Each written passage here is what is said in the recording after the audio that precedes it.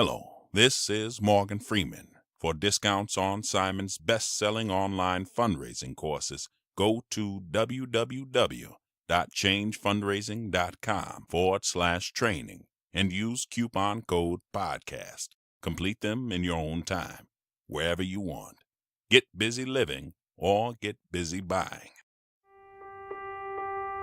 You're listening to Simon Scriver's amazingly ultimate fundraising superstar podcast, talking all things fundraising, charities, nonprofits, and more.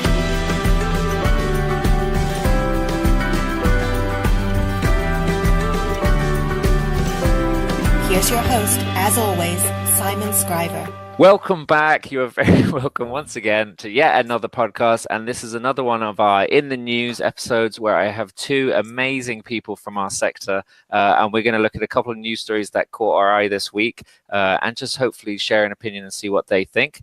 Today, I have with me returning the infamous Nikki Bell. Hello, Nikki Bell. Hi, Simon. Hi, Joe. Hi, Nikki. Hi, Simon. Nikki, that's a spoiler of who the next guest is. First of all, I want to say who Nikki is. Nikki, the last time she was with us was with British Heart Foundation, I believe. But you are now with who? Yes, so I'm a community and fundraising relationship specialist with KEDA Consulting. And I thought since I was on this podcast so much now, I was pretty much a host, Simon. So maybe. We'll see. Yeah, maybe.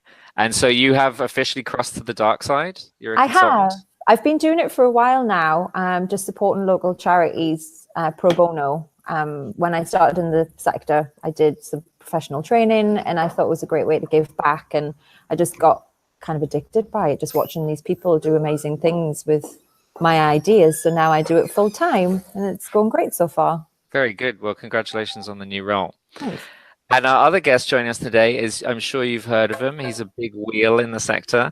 It is Mr. Joe Jenkins. Hello, Joe. Hi, Simon. I've never been described as a big wheel before, but I'll take that as a compliment. It is a compliment, I think. And Joe, you have one of my favorite fundraising job titles, which is Director of Supporter Impact and Income at the Children's Society. Did you pick that? I did pick that, yeah, after a lot of debate, and because I've been director of engagement before, which has become quite popular, but I wanted something that was about the supporter and wasn't just about how we wring cash out of the supporter. And so I thought, well, actually, if my job is about how supporters have impact, make that the job title. So yeah. It's excellent. It's hard to know sometimes whether to have like fundraising in your job title. You know, I'm a proud fundraiser and I like fundraising in the job titles, but for a donor and the people you're talking to, it sometimes sends the wrong message, doesn't it? Well, that's right. I think all of what we're trying to do is enable people to play the biggest part they can to help change children's lives. And for some people, that's raising funds, and we're really proud of our fundraisers. And we still talk to people as fundraisers, but we also know people volunteer, people campaign, people do different things at different times. And so we wanted to capture something that was about all the impact you can have, rather than just box people into you raise funds, you campaign, you volunteer. Yeah, excellent. I love it. It's great. It's a good one, something to learn from. So guys, I'm curious to get your opinion on a couple of news stories that caught my eye this week. The first one that really jumped out at me is this mail I got from NCVO, and they are behind this campaign that started the You Made It Happen campaign, hashtag You Made It Happen. And I don't know if you've seen this or you've read about it. It seems to be, maybe not an answer to Giving Tuesday, but a different perspective of it, where they're trying to encourage charities to write out and to publicize to their supporters to show them what they've enabled to make happen. So really trying to be donor-centered as opposed to asking or fundraising, but trying to thank people and show them the impact. Is that it? Nikki, what do you think? Or Joe, go on. I'm in favor of that, yeah. Yeah. I mean, is this their equivalent of Giving Tuesday, or is this something different? Go on, Nikki, you go first. I saw this when it first got launched on Twitter, and I actually retweeted it and said that I loved the idea of it. I think it's great that charities are encouraged to show the impact, because we get the asking and majority hopefully all of them get the thanking right, but sometimes the reporting back bit sometimes can get a little bit missed. But what my comment on it was that it was a shame that, you know, some charities had to be reminded to do that, and just to make sure that there was emphasis put on continuing that on. Because my concern is that if there's a day for it, then that becomes one of those things that's in the calendar, and that's when we do it. So I was hoping that there was some support mechanism, or charities and fundraisers were kind of steered towards some professional training where they could learn to do that on a more frequent basis. So do you think people will almost not do it other days because it's not the You Made It Happen day?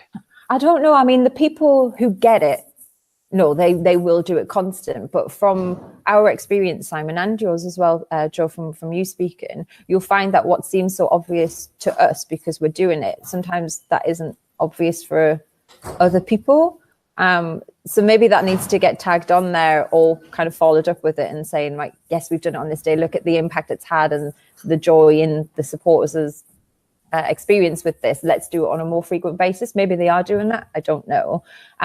But one of the nice things is that a supporter actually replied to that tweet and said, you know, I don't want to be thanked for stuff. I just want to see where my money is making a difference. So it's on the right path, and I think it's a positive thing.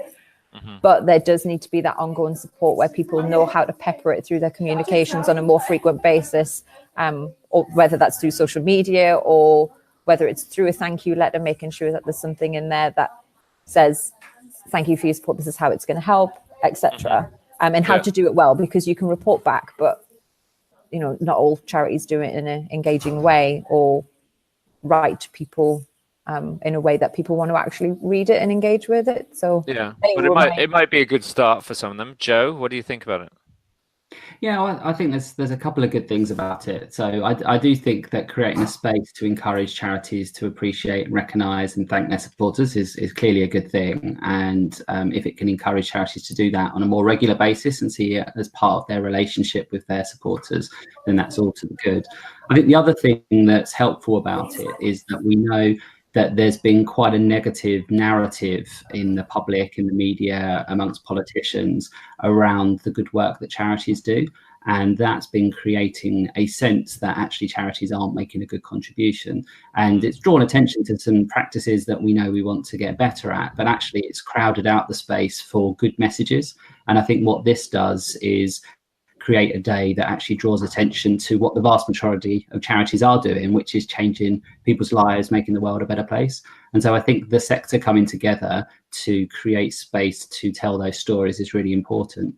I think building on that, though, what we also need to do is create space for others to tell our stories too. And I guess that's the only other thing I'd reflect on. I think it's great to hear charities talking about the difference supporters make. It would be even more powerful to have supporters talking about the difference they make with charity. And I think we need lots of voices in the media telling stories about the difference we make if we're going to inspire others to join with us. Oh, yeah, that's interesting, getting it from the supporter point of view. Nikki, you're about to say something?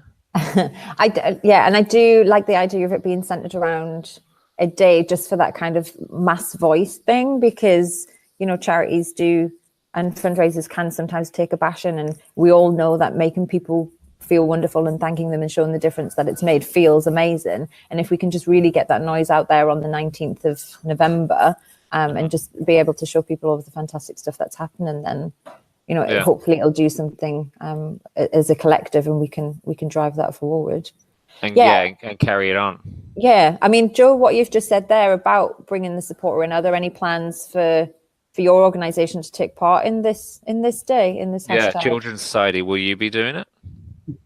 Yeah, we are. So we do see it as a good opportunity to join in, celebrate our supporters, draw attention to how our supporters are having an impact in children's lives. So we'll definitely be a part of it. I think the thing is that it gives a platform for us to give one big charity message, and I think that's its real value.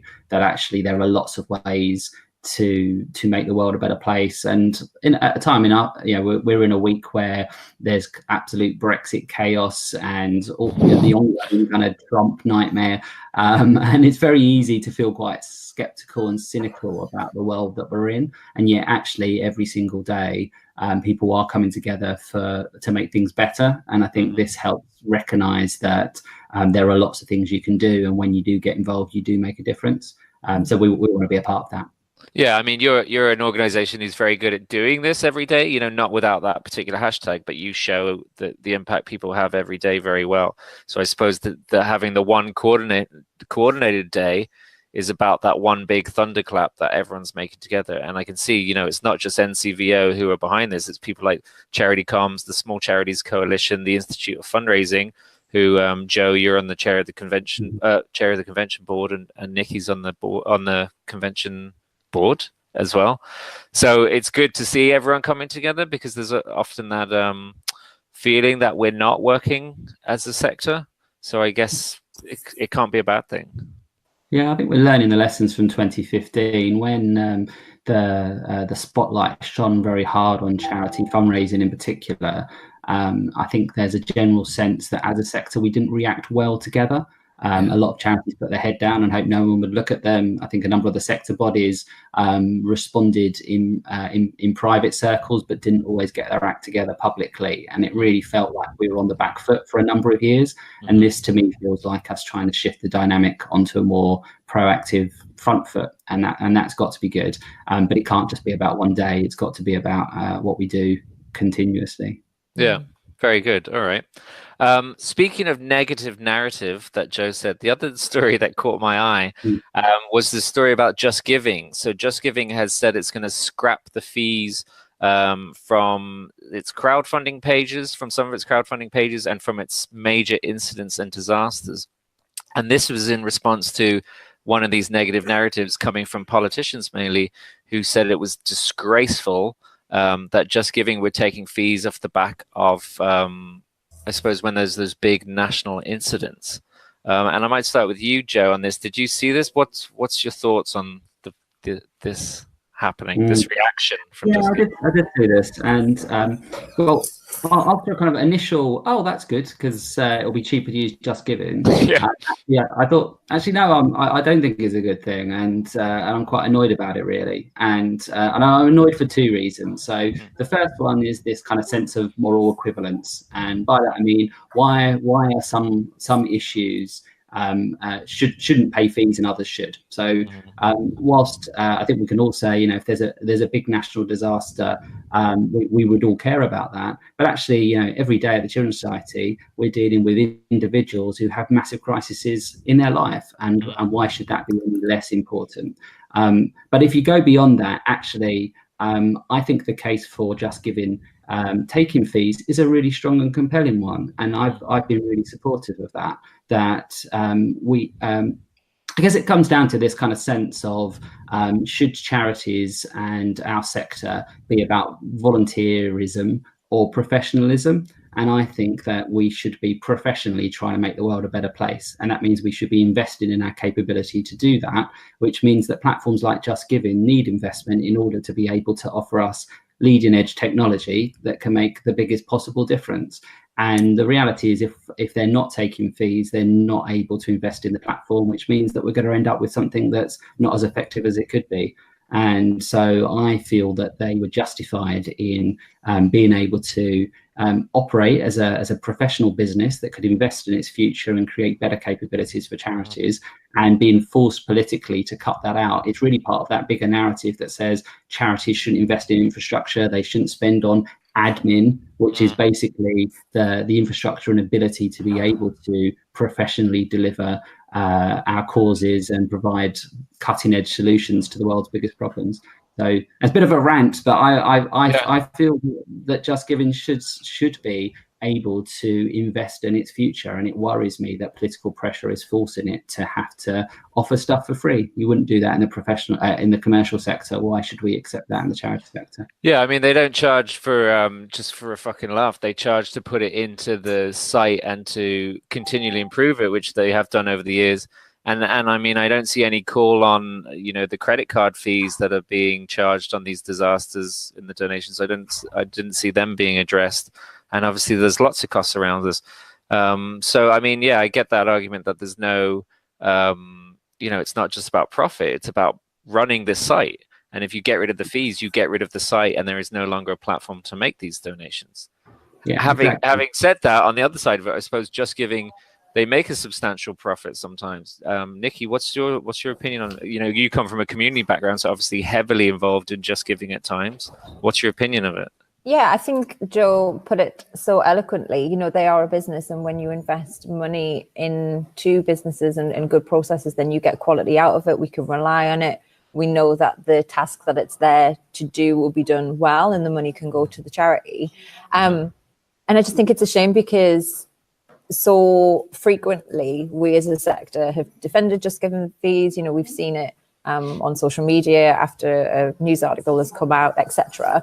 And it's just one of those cases where, and I might be getting this wrong, where they've bound to pressure and they've changed it up a little bit. And should we have just been a little bit stronger or just given a little bit stronger and stand up and saying, yes, we do deal with charities, but there's a job to be done here. We can do it really well. And to do that, we need to put money into it, because all of the fundraisers that I know personally are fine with that, because they know that they get a good service from it, and they're happy for a small portion of that to go to the running costs of it. And like Joe said, that is the same within charity organizations as well.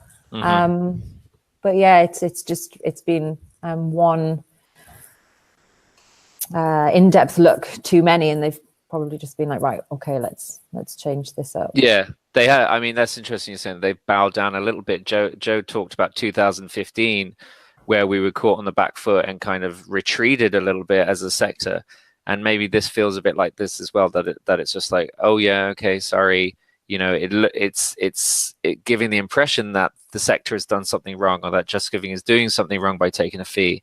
And so how do we ever get to become a professional sector that's treated equally as the private sector? How do we ever get to that point if we don't stand up to it? Exactly. And I think it points to a much bigger issue, which is that at the moment there's a false choice that are offered to people between if you want to be well remunerated and professionally rewarded, then you should go into the commercial sector. If you want to do good, then you should expect to get badly paid, badly invested in, and no development. And this is part of that same narrative, which is, if you want to be a successful company, we don't care how much profit you take if you're selling crap, but if you're trying to help charities change the world, then you should do that for free.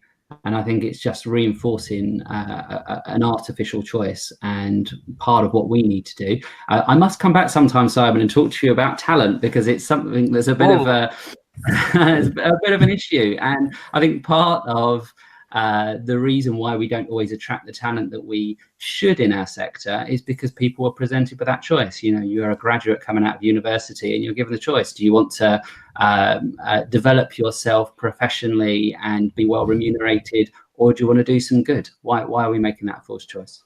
Yeah, very good. And yeah, okay. Well, just on that, we'll wrap it up. I mean, just the last thing on that article, I noticed that one of the politicians said he was very disturbed to learn that the platform has retained profit from the pages. And I was very disturbed to learn that actually politicians in the UK are paid, aren't they? Do they get salaries over there, do they? It's shocking. I mean, I think, if there's a national disaster, then all the politicians should volunteer rather than get paid to go and help out. Absolutely, especially if they're going to be making comments about these incidents. I mean, whenever they mention them, they should probably clock off.